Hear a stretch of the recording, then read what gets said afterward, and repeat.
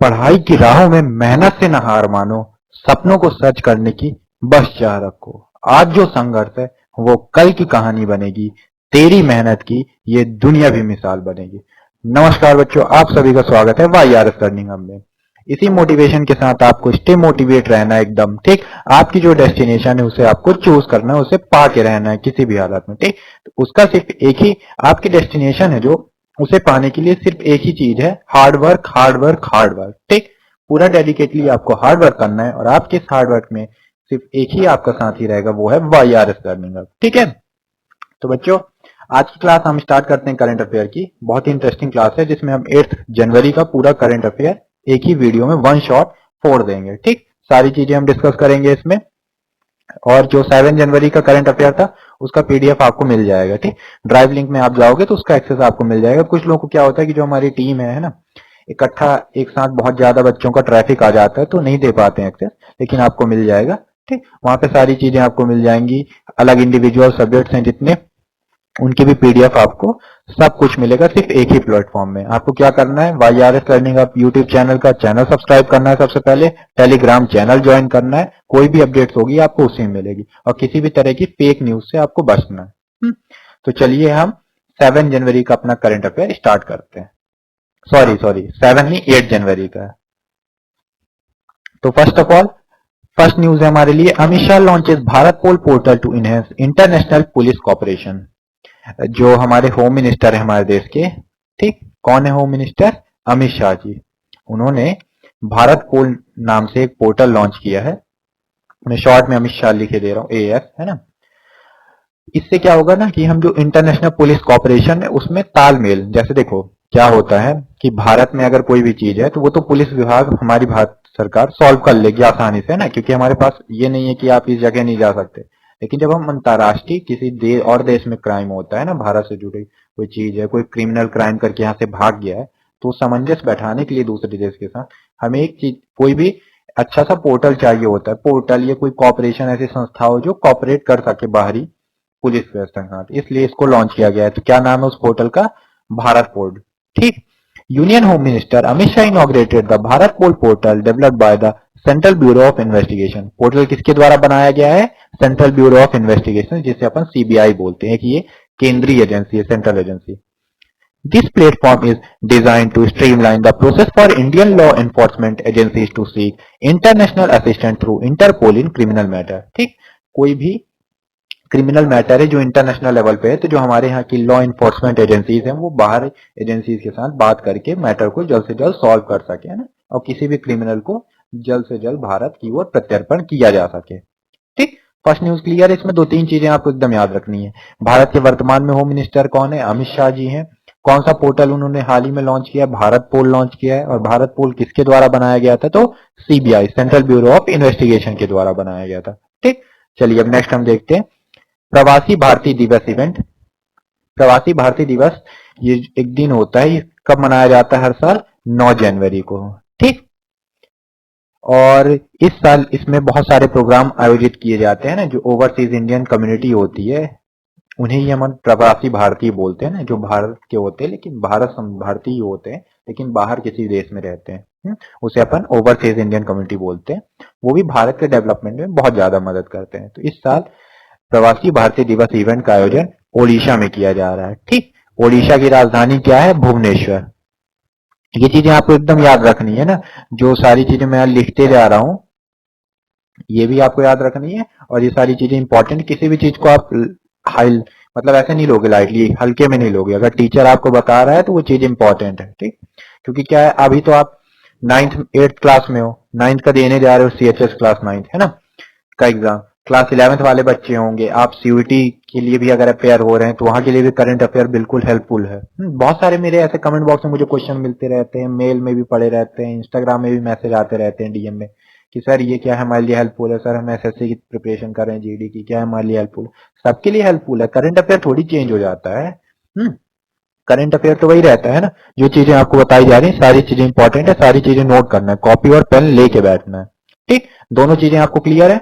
चलिए आगे बढ़ते हैं। देन इकोनॉमिक ग्रोथ फॉरकास्ट अभी लॉन्च किया गया है ना। भारत की हाल ही में रिपोर्ट आई है जिसमें India has projected an economic growth rate of 6.4% for the physical year of 2024 to 2025। क्या है कि जैसे देखो, जो हमारे यहाँ की फिजिकल ईयर होती है वो हमारा अप्रैल से शुरू होता है, अप्रैल से लेके मार्च तक ये हमारा फिजिकल ईयर चलता है, फाइनेंशियल ईयर भी इसे बोलते हैं। तो जो 2024 और 25 की रिपोर्ट्स आई उसमें ये कहा गया है कि जो भारत की विकास दर रहेगी वो 6.4, सॉरी यहाँ पे 5 लिख गया, 6.4% रहने का लगाया गया है। और ये 4 साल की हम बात करें तो ये सबसे कम है। क्यों? इसके जो दो मेन रीजन बताए गए हैं वो, एक तो मैन्युफैक्चरिंग वीक रही है इस साल, है ना, कम मैन्युफैक्चरिंग हुई है, और जो कॉर्पोरेट इन्वेस्टमेंट था वो भी रिड्यूस हुआ है। ठीक, तो ये दो मेन फैक्टर थे हमारे सामने, कौन कौन से? वीकर मैन्युफैक्चरिंग और reduce corporate investment. Next news है वेम्बनाड लेक एनवायरमेंटल कंसर्न। एक केरल की लेक है जिसका नाम है ये लेक वेम्बनाड, ये कहाँ पे प्रेजेंट है? केरल में। उसकी स्टडी की गई है। जैसे देखो क्या होता है, ये लेक का पोर्शन है, तो लेक की साइज क्या है? श्रिंक होती जा रही है धीरे धीरे, लेक का जो एरिया है वो कम होता जा रहा है। तो भाई ये एनवायरमेंटल कंसर्न का इशू है कि भाई ऐसा क्यों हो रहा है। तो जब उसकी स्टडी कराई गई तो ये बताया गया कि जो इंडस्ट्रियल एक्टिविटी है वहां पे, उसकी वजह से ये सारी चीजें इफेक्ट हो रही है। इंडस्ट्रियल एक्टिविटी ऐसे हो सकती है कि कोई फैक्ट्री है ना, कोई इंडस्ट्रियल एरिया है, तो वहां का जो केमिकल वेस्ट है वो सारी चीजें इसी लेक में आ रही है। तो ये इशू है, इसके लिए गवर्नमेंट भी आगे कदम उठाएगी। ठीक, तो ये क्वेश्चन आपके में आ सकता है। और सारी चीजें तो एनवायरमेंटल कंसर्न आपके लिए इंपॉर्टेंट नहीं है, लेकिन वेम्बनाड लेक कहाँ पे लोकेटेड है ये आपके लिए इंपॉर्टेंट है। चलिए नेक्स्ट आगे बढ़ते हैं। Jharkhand launches Maiya Samman Yojana to empower women and recognise elderly mothers. जो झारखंड की सरकार है, इसे मैं शॉर्ट फॉर्म में जेके लिखे दे रहा हूं, वहां के सीएम जो है वो कौन है? हेमंत सोरेन साहब। ठीक है ना, ये आप लोगों के लिए इंपॉर्टेंट है, याद रहना चाहिए कि झारखंड के सीएम का नाम क्या है? हेमंत सोरेन। देखो जब किसी राज्य की बात आए तो आपको कुछ चीजें एकदम फिक्स हो जाए। अगर मैं झारखंड की बात कर रहा हूँ तो वहां की कैपिटल कौन सी है? रांची, तुरंत आपको होना चाहिए अच्छा झारखंड की बात हो रही है तो वहां की कैपिटल रांची है, वहां के सीएम है हेमंत सोरेन। इतना तो आपके लिए इंपॉर्टेंट है ही। उसके बाद वहां पे लॉन्च की गई ये योजना मैया सम्मान योजना। इस योजना का ऑब्जेक्टिव क्या है वो हम देख लेते हैं। The Jharkhand government has unveiled the Maiya Samman Yojana, a pioneering initiative aimed at honouring elderly mothers and empowering women across the state. Jharkhand राज्य की जितनी भी महिलाएं उनको एक सम्मान दिया जाएगा, जो एल्डरली वुमेन्स है उनको एक तरीके से, जो हाउस वाइफ्स होती हैं उनको फाइनेंशियल असिस्टेंस दिया जाएगा। और इस योजना के तहत जो वुमेन 60 या 60 साल से ज्यादा है उन्हें फाइनेंशियल अटेंड वो दिया जाएगा, फाइनेंशियल असिस्टेंस। क्योंकि क्या होता है कि उनका सबसे ज्यादा कंट्रीब्यूशन होता है किसी भी सोसाइटी फैमिली। देखिए जब हम किसी हाउस वाइफ की बात करते हैं ना, तो हाउस वाइफ के रोल को हम बहुत ज्यादा नेग्लेक्ट कर देते हैं, है ना, लेकिन नहीं होता। आप आपकी मदर होंगी होम मेकर, ठीक, कितनी सारी चीजें जिम्मेदारियां होती हैं, उन्हें घर संभालना, है ना, बहुत सारी चीजें होती हैं, लेकिन क्या है हम ये सारे काम नेग्लेक्ट कर देते हैं। हमें लगता है कि ये तो काम ही नहीं होते, लेकिन यही सबसे बड़े काम है। ठीक, चलिए आगे बढ़ते हैं। नेक्स्ट है 10 years of Ujala scheme, a decade of transforming energy efficiency in India. Ujala scheme है UJALA, ये लॉन्च हुई थी आज से 10 साल पहले जनवरी 2015 में। इस स्कीम का ऑब्जेक्टिव ये था कि affordable LED bulbs for all Ujala has been completed a decade revolutionizing energy efficiency in India introduced the government of India। ठीक है, ये सारी चीजें आप पढ़ लीजिएगा नोट्स में, मेन मेन जो चीजें इंपॉर्टेंट वो मैं बता देता हूँ।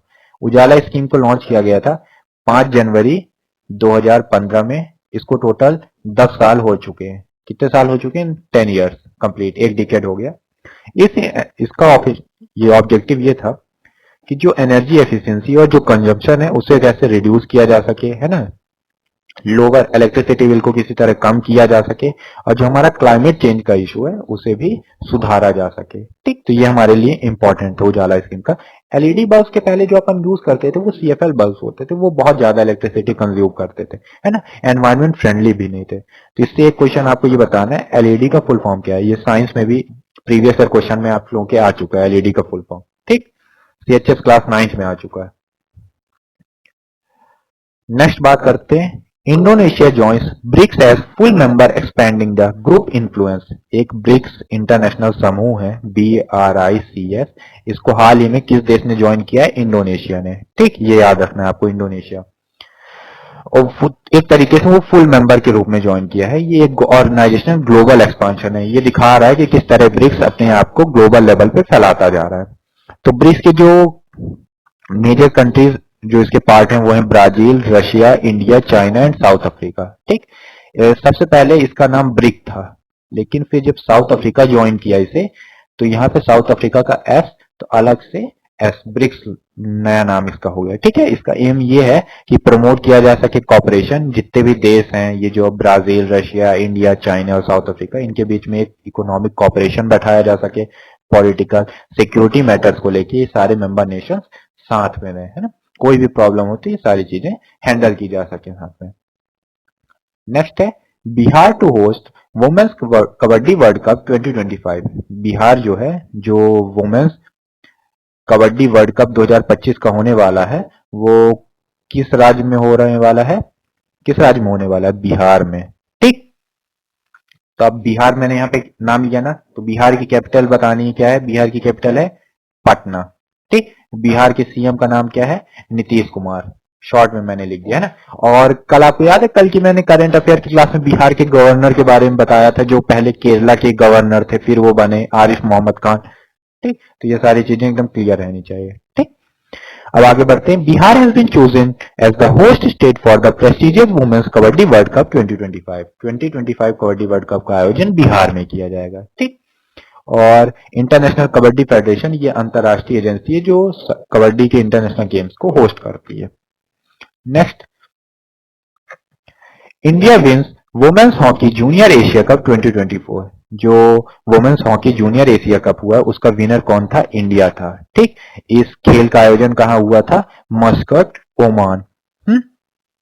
कहाँ हुआ था? Muscat, Oman. और इंडिया किसके खिलाफ जीता है? तो जो अपोजिशन देश था वो था चाइना। चाइना के अगेंस्ट इंडिया को जीत मिली है। ये यही सारी चीजें हमारे लिए इंपॉर्टेंट थी। चलिए आगे बढ़ते हैं अब। नेक्स्ट है Odia poet Pratibha Satpathy to receive Gangadhar national award. जो ओडिया की पोएट हैं प्रतिभा सातपते, उन्हें हाल ही में गंगाधर नेशनल अवार्ड दिया गया है। Renowned Odia poet Satpathy has been selected to receive the prestigious Gangadhar national award for her outstanding contribution in literature. साहित्य के क्षेत्र में इनका बहुत बड़ा योगदान था। जो ओडिया की पोएट हैं प्रतिभा जी, है ना, तो इन्हें जो लीजेंडरी पोएट थे गंगाधर मेहर, उनके नाम पे ये अवार्ड दिया जाता है। ठीक। जो गंगाधर नेशनल अवार्ड है वो किसके नाम पे दिया जाता है? गंगाधर मेहर के नाम पे। नेक्स्ट अपन आगे बढ़ते हैं। Sai Sai Paranjpye will be awarded the Padmapani lifetime achievement award at the Ajanta Ellora international film festival 2025। ठीक। तो इसमें हमारे लिए क्या इंपॉर्टेंट है कि जो साई परंजपाई है ना, साई परंजपाई, इन्हें कौन सा अवार्ड दिया गया है? पद्म पनी लाइफ टाइम अचीवमेंट अवार्ड। कहाँ दिया गया है? अजंता एलोरा फिल्म फेस्टिवल 2025 में दिया जाएगा अभी। और ये जो अजंता एलोरा फिल्म फेस्टिवल है, जिसे अपन शॉर्ट में AIFF भी बोलते हैं, इसका आयोजन छत्रपति संभाजी नगर में होने जा रहा है। कब? 15 से 19 के बीच में। और ये इसका 10th एडिशन है। कौन सा एडिशन है? 10th addition. ठीक। नेक्स्ट आगे बढ़ते हैं। Jaishankar receives Shri Chandrashekharendra Saraswati award for leadership. Shri Chandrashekhar Saraswati award दिया जा रहा है इनकी लीडरशिप के लिए। जैसा कि हम जानते हैं कि जो एस जयशंकर साहब हैं, ये हमारे हाल ही में वर्तमान में एक्सटर्नल अफेयर मिनिस्टर, विदेश मंत्री हैं। इन्हें इस ऑनर किया जा रहा है Shri Chandrashekharendra Saraswati national eminence award for इनकी लीडरशिप के लिए। और ये अवार्ड किसके द्वारा दिया जाता है? SIES। SIES का मतलब होता है साउथ इंडिया एजुकेशन सोसाइटी। क्यों दिया जा रहा है? क्योंकि इनका बहुत ज्यादा कंट्रीब्यूशन है विदेश मंत्री का, है ना। इससे पहले ये फॉरेन सेक्रेटरी भी रह चुके थे इंडिया के, उसके बाद में विदेश मंत्री बनाया गया था। ये इंडिया की फॉरेन पॉलिसी में बहुत मेजर रोल था। और ये एक लीडरशिप में भारत को ना एक ग्लोबल वैश्विक स्तर में एक प्रतिनिधित्व के तौर पे रिप्रेजेंट करते हैं इंडिया को, इसलिए इन्हें इस अवार्ड से सम्मानित किया जा रहा है। नेक्स्ट आगे बढ़ते हैं। 67th foundation day of DRDO, defence research development organisation, Bharat की एक संस्थान है। इसका 67th फाउंडेशन डे मनाया जा रहा है। तो जो इसका फाउंडेशन डे मनाया जाता है वो कब मनाया जाता है? 1 जनवरी। कब? 1 जनवरी को मनाया जाता है। ठीक। और ये इसका 67 फाउंडेशन डे था, जिसमें डीआरडी का मेन कंट्रीब्यूशन रहता है हमारे डिफेंस टेक्नोलॉजी को इंडिया में मजबूत बनाना, रिसर्च करना, नई नई सैन्य क्षमताएं, मिसाइल, सारी चीजें, जितना भी कंट्रीब्यूशन है ये सब कौन देखता है? डीआरडीओ देखता है। Next, thanks for watching. इतना था हमारा पूरा लेक्चर, ठीक है ना। सारी चीजें हमने कवर कर ली, हमारे लिए जो जो चीजें इंपॉर्टेंट थी, और इसकी नोट्स मैं आपको अपलोड करवा दूंगा। ठीक, नोट्स आपको मिल जाएगी ड्राइव लिंक में। आप जैसे ही जाएंगे क्लास कंप्लीट करने के बाद तुरंत आपको नोट्स मिल जाएंगे। ठीक, इससे रिलेटेड अगर आपको कोई भी क्वेरी होगी तो आप कमेंट बॉक्स में जरूर पूछें।